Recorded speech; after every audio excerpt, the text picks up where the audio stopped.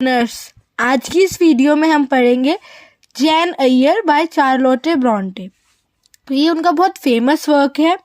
ये अक्टूबर 1847 में सबसे पहले पब्लिश हुआ था और इसको सबसे पहले क्रूअर बेल के नाम से पब्लिश करा गया था। बेसिकली जैन अय्यर जो है उसमें चार्लोटे ब्रॉन्टे ने अपनी ओरिजिनल आइडेंटिटी को छुपाया था, लेकिन जब वो सक्सेस हुआ तो उसके बाद वो सामने आई और ये इसका टाइटल पेज था Jane Eyre an autobiography edit by Currer bell.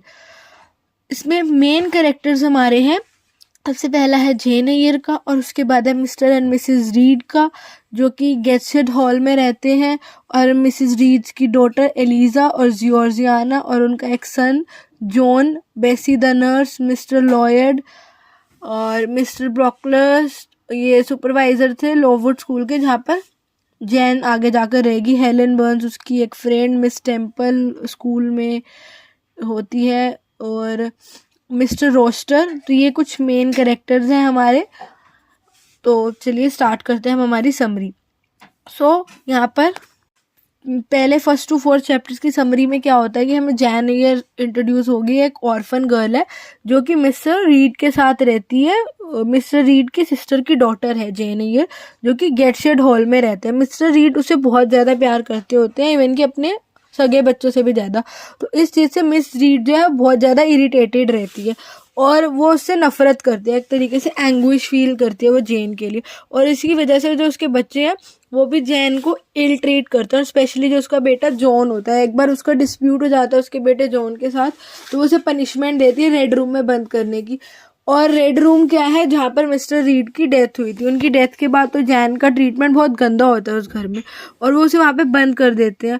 और वहाँ पर उससे बहुत डर लगता है उस रेड रूम में, क्योंकि एक होता है ना कि जहाँ पे किसी की डेथ हुई हो और उस रेड रूम से रिलेटेड बहुत सुपरस्टिशियस स्पेकुलेशन भी हो, तो वो बहुत रोती और चिल्लाती है। तो लेकिन वो उससे इतनी ज़्यादा नफरत करती होती है ना कि वो उसे नहीं सुनती और बिल्कुल बंद कर देती है।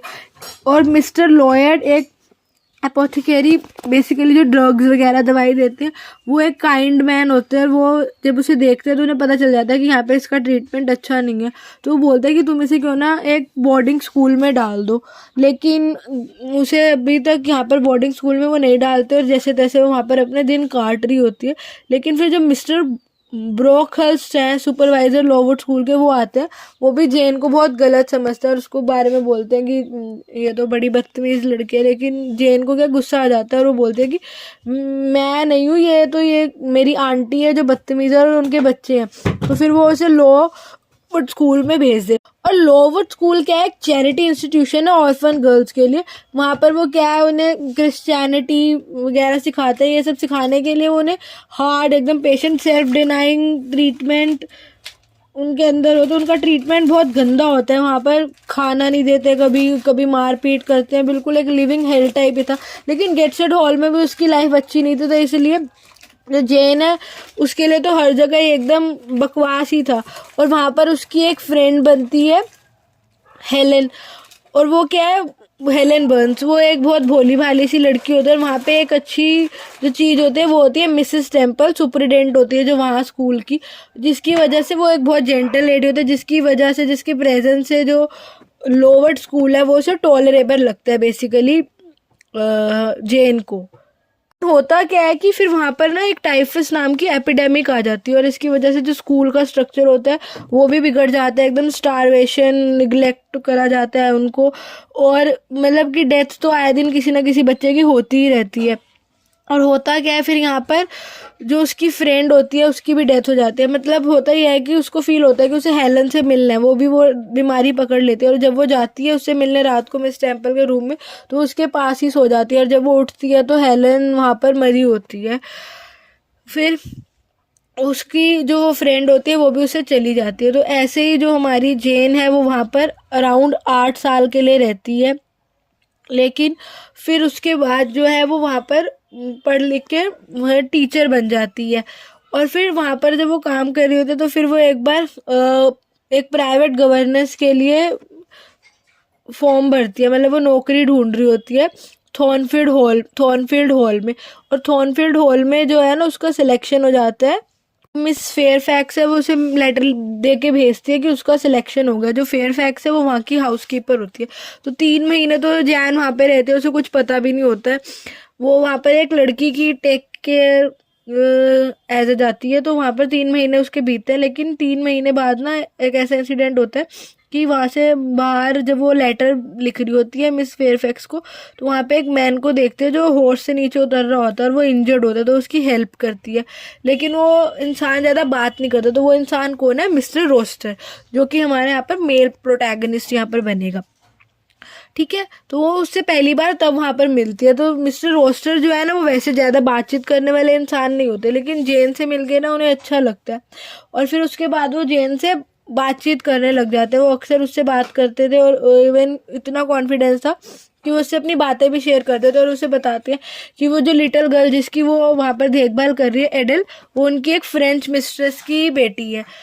तो लेकिन इस बात से जेन कंफ्यूज तो होती है कि मुझे क्यों बता रहे हैं, लेकिन उसे अच्छा भी लग रहा होता है कि मैं इतना कॉन्फिडेंट, वो मेरे पे इतना कॉन्फिडेंट है कि वो मुझे अपनी सारी बातें शेयर कर रहे हैं। तो यहाँ से जो है ना कि उनका लव ब्लूम होना शुरू हो जाता है। ठीक है, तो फिर वहीं पे उसे पता चलता है थोड़े दिन बाद मिस्टर रोस्टर है ना उसकी एक ब्लैंक इनग्राम नाम की लड़की से क्या है शादी फिक्स होने वाली है, उनकी शादी होने वाली है। तो इस बात से जो है ना जैन को जो इनग्राम है ना उससे कहीं ना कहीं जेलिसी फील होने लग जाता है। तो उसे रियलाइज होता है कि उसके मन में मिस्टर रोस्टर के लिए फीलिंग्स है। तो यहाँ पर एक दिन एक अजीब सा इवेंट होता है कि इवनिंग को एक सेंसेशनल थिंग हैपन होती है कि एक ओल्ड जिप्सी वुमेन वहाँ पर आती है जो कहते हैं कि सबको प्राइवेट रूम में वो सबका वो बताएगी फ्यूचर। और जेन बहुत कंफ्यूज हो जाती है, इतनी सरप्राइज हो जाती है, कंफ्यूज नहीं बहुत सरप्राइज अम्यूज हो जाती है कि वो जो जिप्सी है वो उसे बहुत सारी चीज़ें बता रही होती है उसके बारे में। लेकिन यहाँ पर रियलिटी क्या है, जो वो जिप्सी है वो मिस्टर रोस्टर ही है असल में, जो जिप्सी वुमेन का डिस्गाइज लेकर आए हैं अपना लव डिक्लेयर करने के लिए। एक अनयूजुअल फैशन में उन्होंने अपना लव शेयर करने के लिए सोचा कि चलो मैं जैन से अपने मन की बात बताऊंगा। लेकिन यहाँ पर होता क्या है, यहाँ पर जेन मिस्टर रोस्टर को बताता है कि मिस्टर मेसन आए हैं। तो जो मिस्टर रोस्टर होता है ना उसकी जो स्माइल होती है, जो इतने एकदम अच्छे मूड में होता है, वो वापस से एकदम धक धक उसका दिल हो जाता है। और जो उसकी सारी स्माइल होती है वो एकदम फ्रोज हो जाता है और उसकी ब्रीथ स्टक हो जाती है। तो यहाँ पर फिर जो क्या है मिस्टर रोस्टर को जैन हेल्प करती है और वो मिस्टर मेसन को लाते हैं अपने घर के अंदर। तो यहाँ पर होता क्या है कि उसके बाद जैन को क्या है लेटर आता है कि जो उसकी मिस्टर रीड आंट है वो डेथ बेड पे है, तो वो वहाँ पर उसको जाना पड़ेगा।